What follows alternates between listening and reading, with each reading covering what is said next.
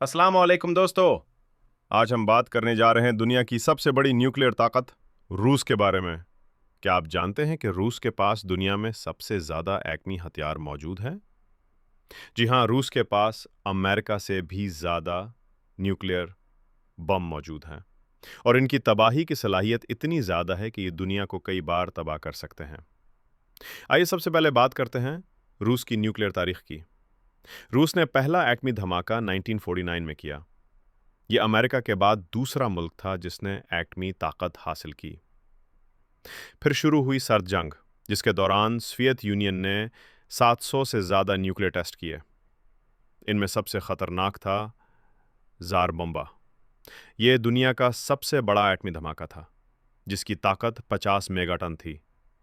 Hiroshima पर गिरने वाले बम से ये 3,300 गुना ज़्यादा ताकतवर था। अब बात करते हैं रूस के मौजूदा न्यूक्लियर हथियारों की। 2024 के आदाद-ओ-शुमार के मुताबिक रूस के पास 5,580 न्यूक्लियर वॉरहेड्स मौजूद हैं, जिनमें से 1,200 मुकम्मल तौर पर तैयार हालत में हैं। बाकी या तो ज़ख़ीरे में हैं या रिटायर हो चुके हैं। रूस के पास दुनिया का सबसे जदीद और ख़तरनाक मिसाइल निज़ाम है। RS-28 सारमट, रेंज 18,000 किलोमीटर, एक वक्त में 15 मुख्तलिफ हदफ को तबाह कर सकता है। पोसाइडन टोरपीडो, एक्मी सबमरीन ड्रोन, साहिली शहरों को सुनामी से तबाह कर सकता है।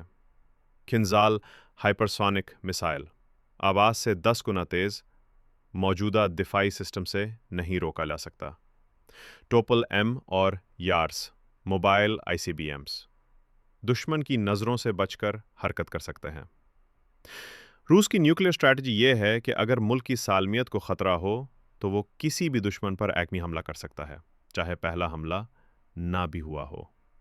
यही वजह है कि रूस के सदर पुतिन अक्सर न्यूक्लियर वार्निंग देते हैं ताकि अमेरिका और नेटो पीछे रहें। अगर कभी दुनिया में न्यूक्लियर जंग हुई तो क्या होगा? पहले दिन ही 10 करोड़ से ज़्यादा लोग मारे जा सकते हैं। ज़मीन का दर्जा हरारत कम हो जाएगा, दुनिया न्यूक्लियर विंटर में चली जाएगी, खुराक की कमी और बीमारियों का राज होगा और खुराक खेमी और बीमारियों का राज होगा और शायद इंसानियत का खात्मा हो जाए।